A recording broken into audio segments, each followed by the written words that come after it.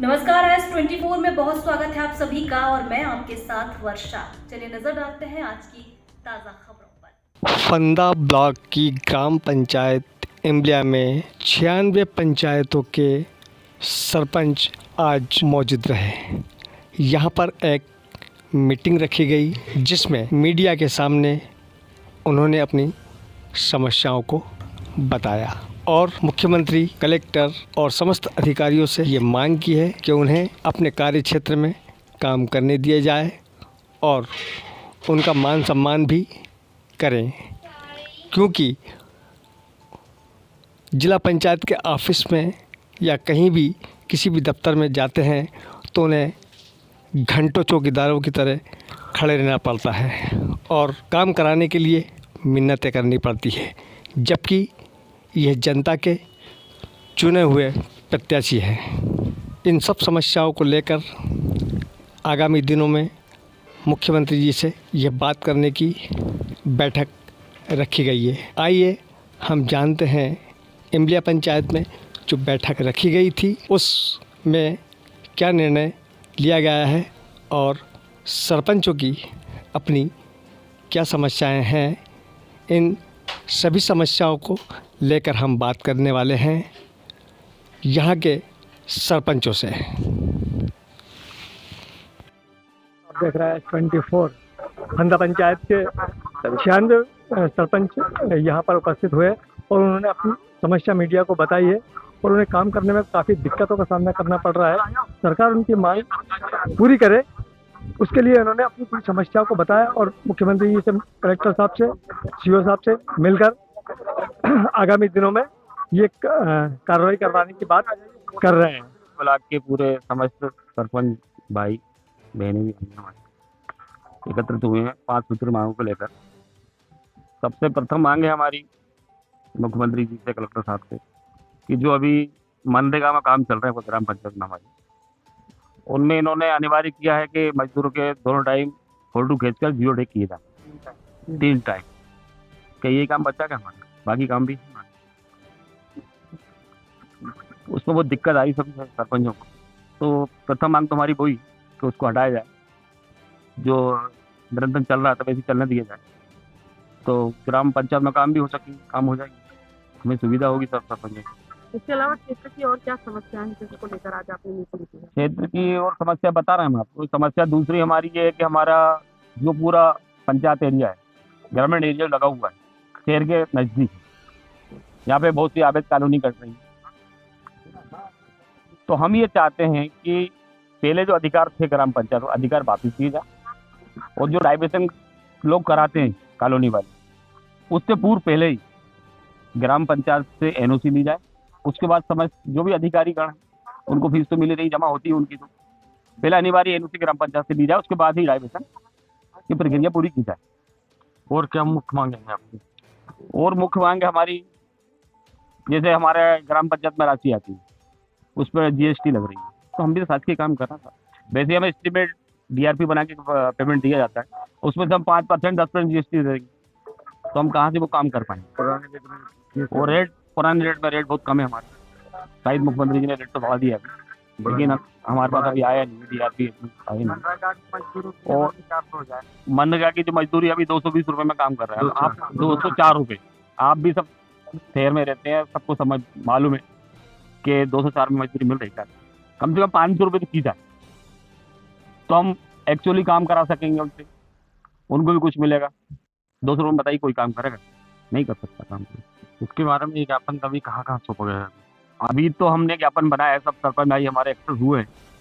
हम आपस में विचार करेंगे, बात करेंगे, तो पहले मुख्यमंत्री जी को देंगे, कलेक्टर साहब को देंगे, जिला पंचायत सीओ को, वो विचार करेंगे, तो उसके बाद आपस में विधायक जी को भी देंगे। एबीएम उससे आजकल पूरे ग्राम पंचायत में काम चल रहा है, लेकिन राशि बहुत ना के बराबर दे रहा है, साल में 2 लाख 3 लाख।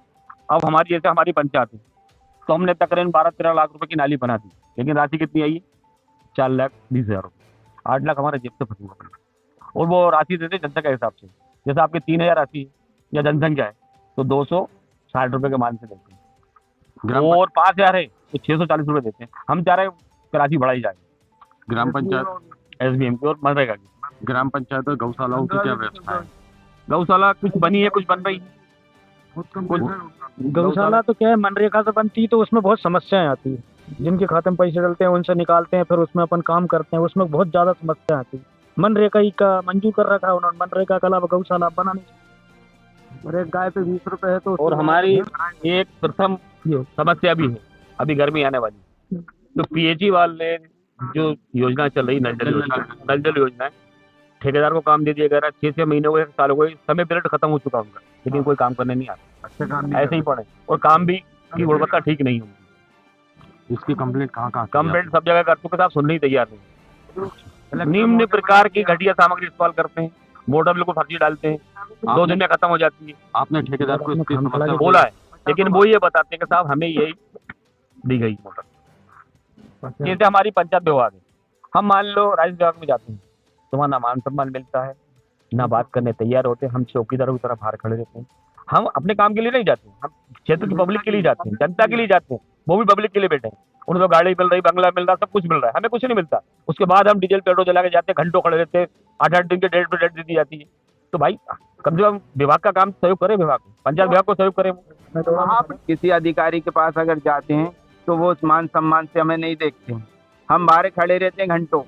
हमें वो मान सम्मान चाहिए जो सरकार ने लागू किया है। हमारे सीएम साहब बोलते हैं कि मैं बड़ी पंचायत का बड़ा प्रधान हूँ, तो आप छोटे पंचायत के छोटे प्रधान हो।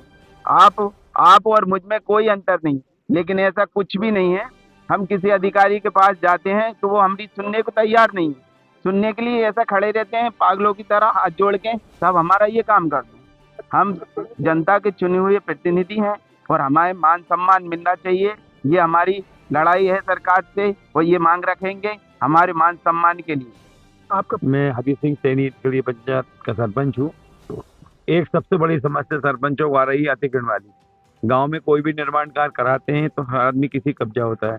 नाडेक बनाना, गौशाला बनाना, स्कूल बनाना, तो सबसे पहले राजस्व विभाग को कलेक्टर साहब निर्देशित करें कि कोई भी पंचायत का सरपंच, कोई भी सरपंच आता है आपके पास, तहसीलदार के पास, वो सबसे पहले उसको प्राथमिकता दे। और मैं कलेक्टर साहब से निवेदन करूंगा कि जितने भी संबंधित ग्राम के थाने पड़ते हैं उन थानों को लेटर लिखें। यदि सरपंच कोई समस्या लेके आता है उसका तत्काल निराकरण होना चाहिए, जिससे हम समय सीमा में काम कर सकते हैं। सैनी साहब ने ये बहुत बड़ी समस्या है, हर गांव की समस्या है अतिक्रमण वाली। हर गांव में, मैं अपने गांव में अतिक्रमण से जूझ रहा हूँ। सारे, मुझे लगता है सभी जितने भी सरपंच है कहीं ना कहीं सभी अपने अपने अतिक्रमणों से जूझ रहे हैं, वो काम नहीं कर पा रहे हैं। और चूंकि हम लोग वो बात रखते हैं तो RI साहब के पास जाते हैं, पटवारी साहब के पास जाते हैं, उनसे नफ्ती का समय लेते हैं, वो एट ए टाइम नफ्ती नहीं कर पाते। तो ऐसे कुछ सुविधाएं हो जाए, मेरी ऊपर भी मांग है, हमारे सभी सरपंचों की ये मांग है कि वो उसी समय नफ्ती करी जाए, अतिक्रमण तत्काल हटाया जाए, क्योंकि ऐसे हम लोग काम नहीं कर पाएंगे। कोई भी सरपंच ऐसे काम नहीं कर पा रहा, सभी को दिक्कत है। कोई गांव में लोग रहते हैं, हमारे सभी किसी ना किसी संबंध होते हैं, हम चुनाव लड़के आते हैं, जीत के आते हैं, वही आके हमसे कहते हैं साहब हमारी आप ओडली हटा रहे हो, ये नाली तोड़ रहे हो। तो ये सब चीज़ों से हमें बहुत ज़्यादा परेशानी है। दूसरी बात कि जो SDM की बात आई है, अभी बताया इन्होंने, वो वास्तविक सही बात है। जो 240 रुपये हमें 260 रुपये जो राशि हमारी आती है, और वो हमारी 5000 के ऊपर हम हमारी संख्या बताएंगे, वो मिलेगी हमें 600 रुपये, 600 कुछ रुपये। लेकिन ऐसे हर गांव में नहीं है। 5000 पॉपुलेशन वाली कोई भी ऐसी पंचायत को, तो गिनी चुनी भोपाल के अंदर 2-4 पंचायतें होंगी, सारी गाँव की पंचायत नहीं, और उससे पूरे गाँव जूझ रहा है नालियों से। नालियों की समस्या यदि हमें पूरा करना है तो उस राशि को बढ़ाया जाए।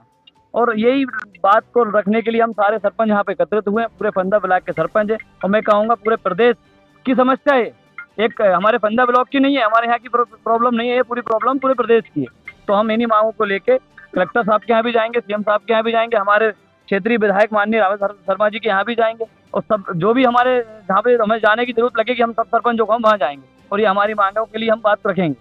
मैं ज़्यादा नहीं बोलते हुए, माननीय लोकप्रिय मुख्यमंत्री जी ने जो पैसा एक्ट लागू किया है मध्य प्रदेश में, समस्त ग्राम पंचायत में लागू हो गया। 1 जनवरी से प्रत्येक सरपंच को अपना अधिकार दे दिया गया है। 23 अधिकार सरपंच को दिया गया है। सरपंच खुद पंचायत का कलेक्टर होता है। तो हमारी सरकार से बेसिकली एक ही मांग है कि हमारा अधिकार हमें मिले। हमारी पंचायत में जब चुनाव हम इंडिविजुअल जीत के आते हैं तो हमें काम करने का जो अधिकार है वो हमें दिया जाए। और सरकार की सारी जो योजना है धरातल पे सरपंच ही उतारता है। ग्राम में खजूरी में जैसे मैं सरपंच हूँ तो मैं ही उतार पाऊंगा, कोई विधायक जी कोई नेता वहाँ पे नहीं उतार पाएगा। तो हमारा कहना, हमारे अधिकार के लिए हम लड़ रहे हैं। तो हमारे अधिकार हमें दिए जाए। और जय जय सिया राम, जय सिया राम। मुकेश मीना, ग्राम पंचायत जमुनिया कला से सरपंच प्रतिनिधि हूँ। मैंने यही सब समस्याओं से मैं अवगत करा रहा हूँ कि मैं कम से कम 2 महीने पहले मेरे गांव के 10 किसानों का अंदर मतलब अपनी जमीनें अंदर है, उन लोगों को रास्ते की दिक्कत आ रही है। मैं पंचायत के प्रस्ताव में लेकर के भी उस रास्ते को खुलवाने के लिए आवेदन दे चुका हूँ। आज तक उसका सीमांकन नहीं किया जा रहा है। मेरा तहसीलदार एसडीएम साहब सभी से अनुरोध कर चुका हूँ कि साहब इस रास्ते को खुलवा दिया जाए। किसी दिन कोई किसान की आपस में लड़ाई हो जाएगी, इसकी बड़ी प्रॉब्लम बनेगी, कोई मर्डर भी हो सकता है, इतनी गंभीर समस्या है। इसके बाद भी उस पर ध्यान दिया नहीं जा रहा है। तो हम लोग कहीं ना कहीं, जैसे अब उनने कहा कि यार 1 किसान के लिए आप रास्ता चाह रहा हो, तो 10 किसानों का लिए रास्ता है और 2 एकड़ जमीन शासकीय है। और जमीन को पूरा मैंने कहा कि साहब इस जमीन को मतलब निकाल दीजिए, जो रास्ता चला जाए, इसके बाद जो बचेगी उसमें वृक्षारोपण कर देंगे। तब भी मतलब हमारा राजस्व विभाग कोई सुनने को तैयार नहीं है। तो फिर हम क्या, का नाम जमुनिया कला जी, मुकेश मीना मेरा नाम है। नियम निकाला था कि पटवारी हफ्ते में पंचायत में जाके बैठे। पटवारी कोई हफ्ते में पंचायत में नहीं बैठता, महीनों नहीं आते पटवारी। अरे मेरा कहना है सरकार से कि हफ्ते में पटवारी यहाँ पंचायत में आके देखे, पंचायत में बैठे। नमस्कार, आज के लिए इतना ही। मैं एस मालवीय, S24 के लिए। बिटिया की शादी हो या बेटे की बारात, बर्थडे हो या सगाई की रस्म, मेहंदी हो या हल्दी की रस्म, उबटने से लेकर वलीमे तक, फलदान से लेकर रिसेप्शन तक, हम रखेंगे आपका ख्याल। Documentary film, ad film, video, song, all events coverage के लिए आज ही कॉल करें 9669530217।